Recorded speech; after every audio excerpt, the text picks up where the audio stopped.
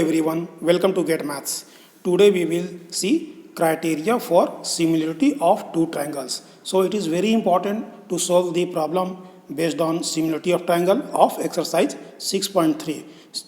So have a look.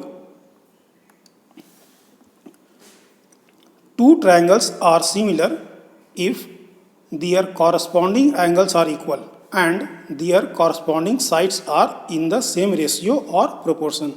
तो यहाँ सबसे पहले जानना पड़ेगा कि कॉरस्पॉन्डिंग एंगल क्या होता है और कॉरस्पॉन्डिंग साइड क्या होता है. ठीक है, तो जो एंगल इक्वल होता है, ठीक है, दो ट्रायंगल में, उसे हम लोग कॉरस्पॉन्डिंग एंगल कहते हैं. और इसकी स्पष्ट जानकारी के लिए आप हमारा एक पहले वीडियो अपलोड किया हुआ है कि कॉरस्पॉन्डिंग एंगल्स और कॉरस्पॉन्डिंग साइड्स कैसे पहचानते हैं किसी भी दो ट्रायंगल में. ठीक है, उसका लिंक अभी थोड़ी देर बाद ही आई बटन में आएगा, आप उसे टैप करके वहाँ देख सकते हैं. सो चलिए अब यहाँ पर देखते हैं हम लोग. That is in triangle A B C and triangle D E F. ठीक है, तो यहाँ दिया हुआ है कि एक दो ट्रायंगल है ए बी सी और डी ई एफ. ठीक है, तो ये दोनों अगर सिमिलर होगा, सिमिलर कब होगा उसका कंडीशन है. पहला है क्या कि कॉरस्पॉन्डिंग एंगल आर इक्वल. तो एंगल ए एंगल डी से इक्वल होना चाहिए, बी ई से इक्वल है और सी एफ से इक्वल है. एंगल सी एंगल एफ से इक्वल है. ठीक है, और सेकेंड है क्या, their corresponding sides are in the same ratio. Corresponding side तो A B by D E. ठीक है, फिर B C by E F और A C by D F. ठीक है, तो अगर ऐसा हो गया तो ट्रायंगल सिमिलर कहलाएगा. और यहाँ एक चीज़ और है कि इसका वाइस वर्सा भी ट्रू है. अगर इन दोनों कंडीशन में कोई भी एक कंडीशन सेटिस्फाई करता है तो हम लोग ट्रायंगल को सिमिलर कहेंगे. इसका मतलब ये हुआ कि अगर all three angles of first triangle are equal to all three angles of second triangle, then triangles will be similar. और अगर साइड का रेशियो इक्वल हुआ तो ट्रायंगल विल बी सिमिलर. तो अगर सिमिलर हो गया ट्रायंगल तो हम लोग लिखेंगे कैसे, इस तरह से लिखेंगे. Triangle A B C similarity का साइन है ये, similar to triangle D E F. ठीक है, अब अगर ट्रायंगल सिमिलर दिया हुआ है तो हम लोग ऐसे नाम से ही पहचान जाएंगे कि कौन एंगल्स इक्वल है और किस साइड का रेशियो किससे इक्वल होगा. चलिए देखते हैं कैसे.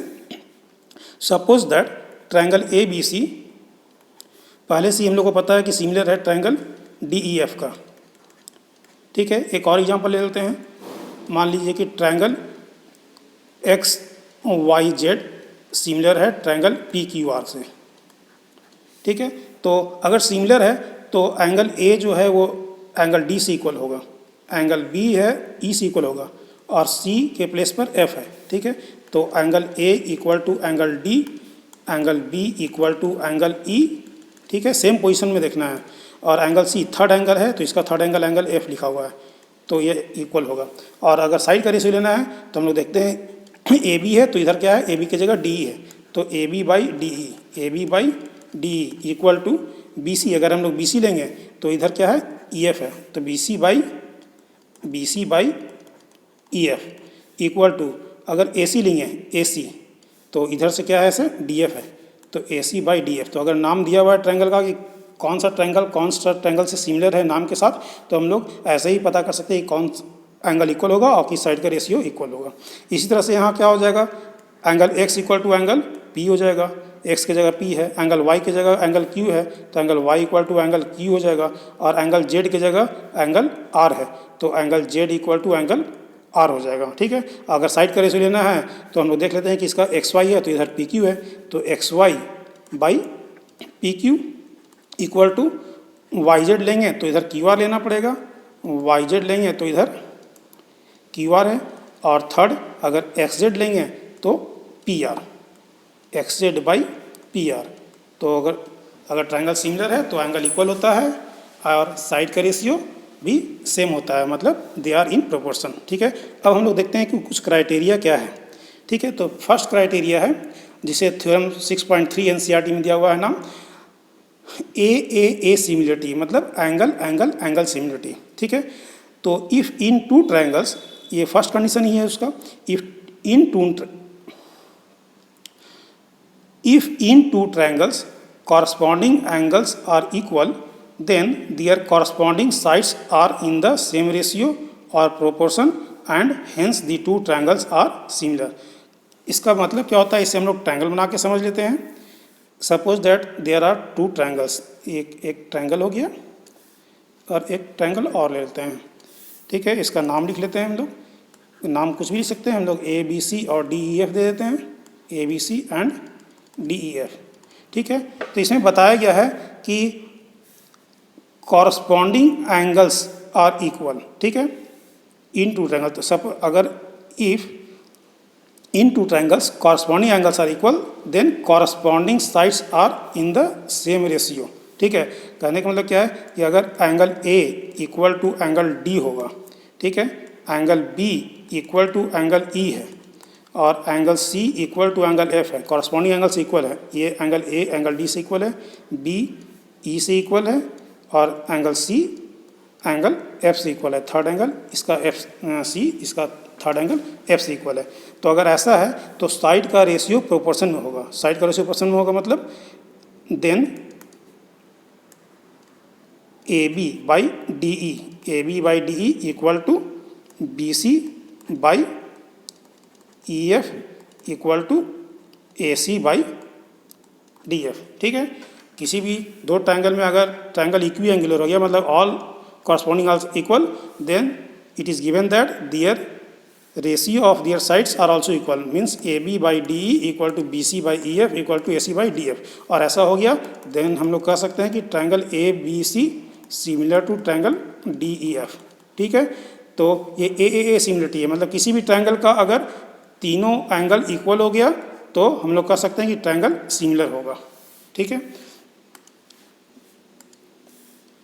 SSS similarity. ठीक है, if in two triangles sides of one triangles are proportional to the sides of the other triangle then their corresponding angles are equal and hence the two triangles are similar. ठीक है, तो इसे भी हम लोग figure से के माध्यम से समझ लेते हैं। इसमें हम लोग को साइड का रेशियो दिया हुआ है, उसमें पहले क्या दिया हुआ था कि तीनों एंगल इक्वल है, अब इसमें बता दिया गया कि तीनों साइड का रेशियो इक्वल है। ठीक है, तो एंगल इक्वल होगा और ट्रायंगल लास्ट में सिमिलर हो जाएगा।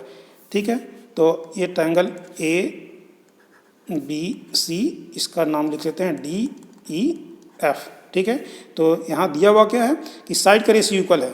ठीक है, मतलब कि हम लोग कह सकते हैं कि ए बी, मान लिए ट्रायंगल ए बी सी और डी ई एफ में ये एग्जाम्पल है, नाम कुछ भी हो सकता है ट्रायंगल का, ए बी बाई डी ये दिया हुआ है कि अगर साइड का रेशियो कॉरस्पॉन्डिंग साइड का ratio A B by D E equal है बी सी बाई एफ, उसमें दिया हुआ नहीं था, इसमें दिया हुआ है B C by E F equal है A C by D F का, A C by D F का।